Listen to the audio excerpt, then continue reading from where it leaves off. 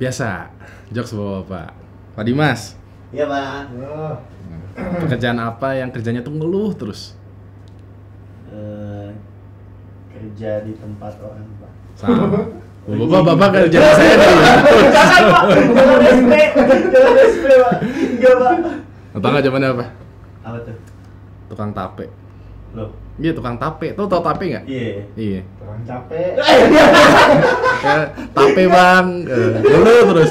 Tape mbak. Jangan. Bangsat. Oke, hai semua, nama gue Ewing dan terima kasih telah berikan gue kesempatan untuk menemani malam Jumat lo. Mulai dari eksperimen pemerintah sampai bereksperimen dengan hantu, berikut adalah 5 cerita aneh tapi nyata. Setelah pesan berikut ini.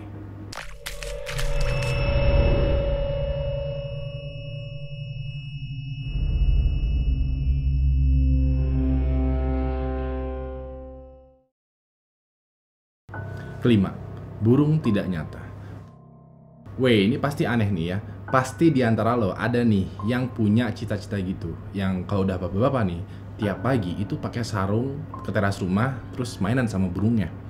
Ini burung yang disangkar ya, bukan burung yang... Nah, oke, baik lagi ya. Nah, tahu nggak sih lo, ada beberapa di antara kita yang mengira bahwa, yang percaya bahkan bahwa burung yang terbang di langit itu bukanlah burung yang nyata. Serius nih. Ada semacam konspirasi aneh yang percaya bahwa burung itu bukan burung. Ini gue baru tahu, gak lama juga nih ya, karena gue iseng nyari tentang konspirasi gitu dan misteri-misteri.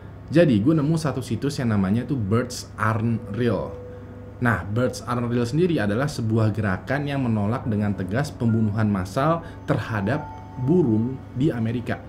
Premisnya adalah burung yang terbang di langit Amerika itu tidak nyata, melainkan sebuah android gitu yang dilengkapi dengan alat untuk mengawasi warga Amerika. Bisa dibilang, para penganut konspirasi ini percaya bahwa burung dara, burung elang, burung gereja, burung merpati, pokoknya semua burung itu adalah sebuah drone yang digunakan pemerintah Amerika untuk mengawasi penduduknya. Lo bingung gak? Kayak, kok bisa sih mereka berpikiran kayak gitu? Jadi gini ceritanya. Dari bagian The History di situs Birds Unreal dijelasin kalau tahun 1947 CIA didirikan untuk ngawasin dan mensurvei puluhan ribu orang di Amerika yang dicurigai berkaitan sama hal atau ideologi komunis.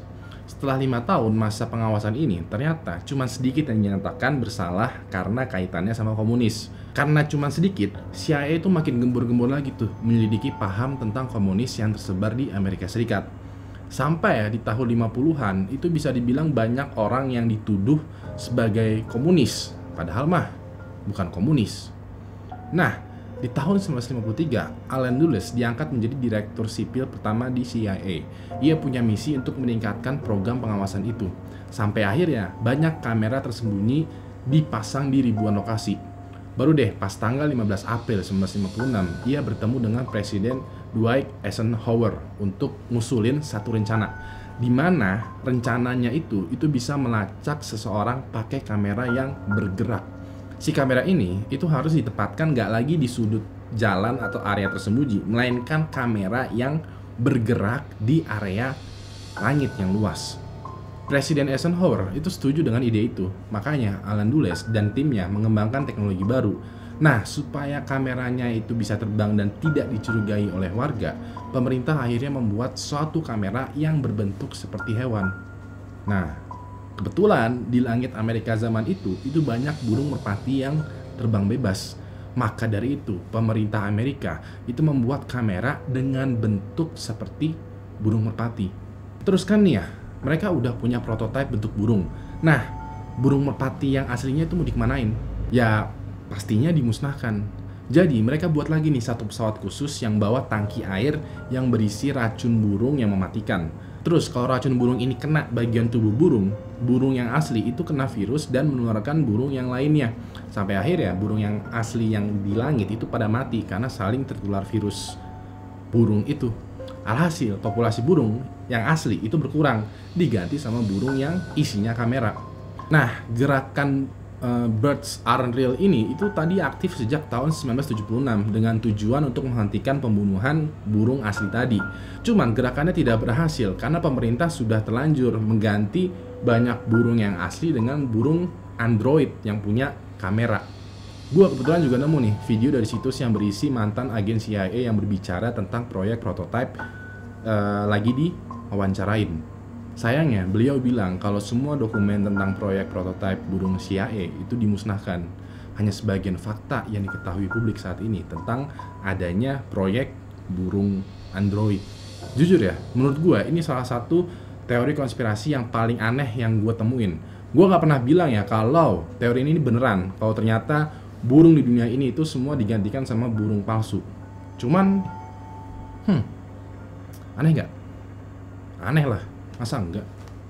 Yang lebih aneh lagi adalah banyak orang di luar sana yang percaya bahwa burung yang tiap pagi berkicau di pohon itu adalah kamera CCTV. Tapi apa mungkin ya? Siapa tahu gitu kayak burung di luar sana emang beneran CCTV? Who knows? Keempat, pemakaman di pohon. Seperti yang lo tahu, di dunia ini itu tuh ada banyak cara untuk memakamkan jenazah. Lo mungkin tahu ada di mana gitu yang jenazahnya dikubur, dikremasi, disimpan dalam peti mati, dan lain sebagainya. Nah, kali ini ada suatu penemuan yang unik nih ya. Dilansir dari situs thesun.co.uk, arkeolog itu nemuin mayat wanita kuno dimakamkan di satu pohon di daerah Zurich. Jadi mayatnya itu ditanam di pohon. Mereka percaya kalau semasa hidupnya wanita ini adalah seorang yang terpandang dan bisa dibilang tajir karena dia dimakamin lengkap sama perhiasan mewahnya. Katanya dari hasil analisis kemungkinan mayat ini itu berusia lebih dari 2200 tahun. Diketahui kalau wanita ini adalah bangsa Celtic. Nah, di zaman Iron Age, di zaman besi ya, bangsa Celtic itu memakamkan jenazahnya di dalam pohon. Wanita ini diperkirakan meninggal di sekitaran usia 40 tahun dan dari pakaian yang masih menempel di tubuhnya, kemungkinan itu adalah sebuah gaun yang dibuat dari kain wol. Pada zaman itu, kain wol itu bisa dibilang bahan yang paling mewah dan paling mahal. Nah, jenazah ini juga dilengkapi dengan berbagai macam perhiasan. Otomatis, tim forensik berasumsi bahwa jenazah ini adalah orang tajir pas dia hidup. Pada dasarnya, di Indonesia itu juga punya tradisi mengenai pemakaman jenazah. Salah satu yang paling unik adalah prosesi pemakaman di Tanah Toraja. Jadi si jenazahnya itu didandani sekeren mungkin dan akhirnya jenazahnya diletakkan di atas batu atau gunung yang tinggi. Buat gue sih, cara kita yang berbeda dalam memperlakukan jenazah itu salah satu cerita aneh tapi nyata yang patut untuk diperhatikan lebih lanjut. Aneh ya? Aneh lah. Masa enggak? Ketiga, Ferrari yang terkubur. Gue yakin nih, pasti di antara lo semua nih ada yang masa kecilnya tuh zaman dulu adalah sok-sokan jadi pencari harta karun. Atau pasti di antara lo nih ada tuh lah ya yang masih bocah gitu main sama tanah. Ya main tanah pokoknya. Nah, apa jadinya pas lo lagi gali-gali tanah itu lo nemuin mobil Ferrari. Aneh nggak? Aneh lah, masa enggak? Nah, ini adalah kejadian aneh nih, tapi nyata ini beneran terjadi. Ini adalah kejadian nyata di tahun 1978 yang bikin heboh orang di Los Angeles, California. Ceritanya, ada dua anak kecil yang lagi main tanah-tanahan gitu. Terus mereka ngegali tanah agak dalam, sampai akhirnya mereka nemuin satu bentuk besi yang besar dan kalau diketuk ya, itu bunyinya nyaring. Karena kepo, digalilah sama mereka. Tapi ternyata besinya itu jadi barang yang gede banget. Akhirnya mereka bilang ke orang tuanya. Terus akhirnya dilakukan deh sebuah investigasi sama detektif dengan menggali lebih dalam tentang barang ini. Karena takut-takutnya barang itu adalah barang peninggalan zaman perang, sebuah bom yang masih aktif ya, pokoknya dideteksi lebih lanjut lagi. Taunya setelah dibersihkan dari sisaan tanah yang nempel, barang yang terkubur itu adalah sebuah mobil Ferrari. Aneh lah, masa enggak? Alhasil dilakukanlah investigasi, kenapa kok bisa ada mobil Ferrari dikubur di dalam tanah. Jadi ceritanya di tahun 1974, bulan Oktober, 4 tahun sebelumnya, itu ada seseorang yang beli mobil Ferrari. Namanya adalah Rosendo Cruz. Nah, dia beli mobil itu buat hadiah ke istrinya. Cuman 2 bulan kemudian hilang itu mobil. Dia ngelapor ke polisi setempat, tapi tetap nggak ditemuin siapa malingnya. Sampai akhirnya di tahun 1978, mobil tadi yang hilang itu ditemukan oleh 2 bocah dalam kondisi terkubur dalam tanah. Jadi bener-bener satu mobil itu dikubur di tanah. Polisi pun melakukan proses identifikasi dan ternyata mobil yang terkubur di tanah dengan mobil yang ditemuin sama bocah 2 tadi itu emang sama persis. Pertanyaan adalah siapa yang ngubur di belakang rumah mobil Ferrari? Sampai sekarang itu nggak ada yang tahu. Ini masih jadi kasus investigasi yang nggak terpecahkan sampai sekarang ya. Kedua, legenda Utsuro Bone. Kalau gue sama lo ngomongin soal alien dan UFO, gue yakin nggak bakal ada habisnya. Karena ya sampai sekarang alien dan UFO itu masih jadi perdebatan. Tapi, tahu nggak lo, kalau baru-baru ini ditemuin sebuah catatan yang tertulis dari Jepang bahwa kalau Jepang itu pernah bekerja sama dengan alien. Nah, ada satu legenda yang namanya Utsuro Bone dari Jepang. Diceritakan pada tanggal 22 Februari 1803, ada satu nelayan lokal di area Harayodori, ya, Provinsi Hitachi, itu ngelihat ada satu perahu yang bentukannya aneh terapung di lautan. Karena kepo, ditariklah perahunya sama warga setempat ke daratan. Katanya dimensi perahunya itu punya tinggi 3 meter dan lebarnya 5 meter.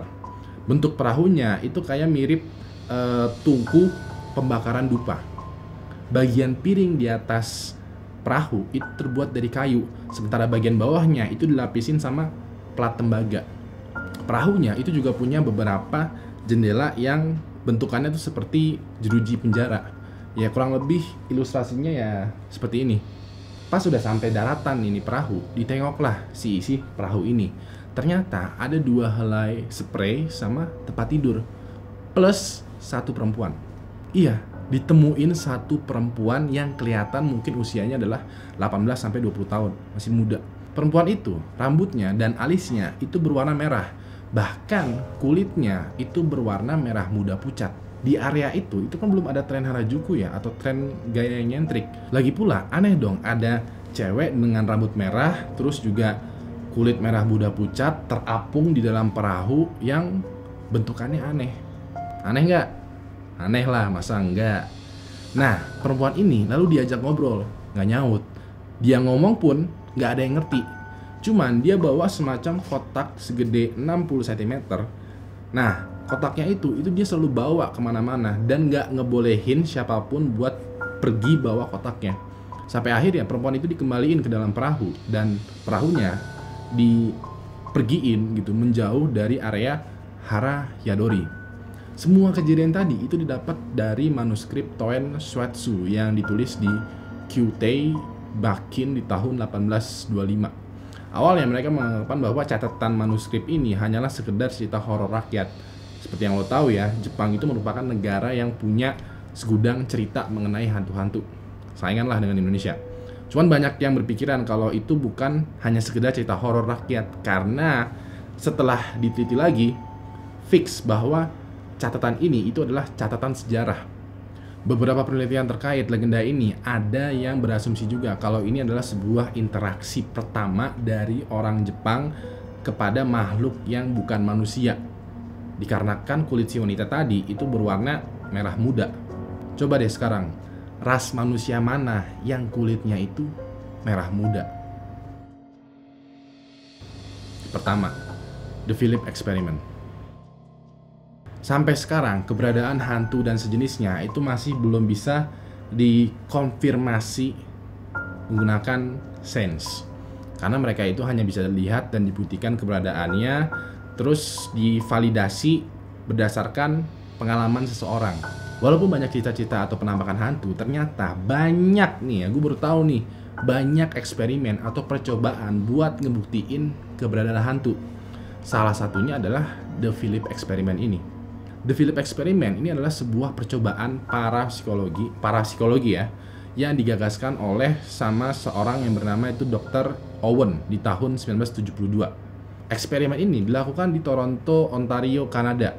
tujuan dari eksperimennya adalah membuktikan teori dokternya Owen kalau hantu itu memiliki realita yang objektif, tapi mereka dapat dibuat nyata keberadaannya bagi mereka yang percaya dapat merasakan keberadaannya. Intinya ya, ngebuat karakter fiksi menjadi hal yang nyata, bisa dirasakan keberadaannya. Agak bingung juga sih, tapi ya hantu itu menurutnya itu bisa diadain. Nah, mereka mulai nih eksperimen dengan membuat satu karakter bernama Philip Aylesford. Partisipan di eksperimen ini itu kemudian ngebuat alur cerita dari mulai Philip lahir sampai meninggal dunia.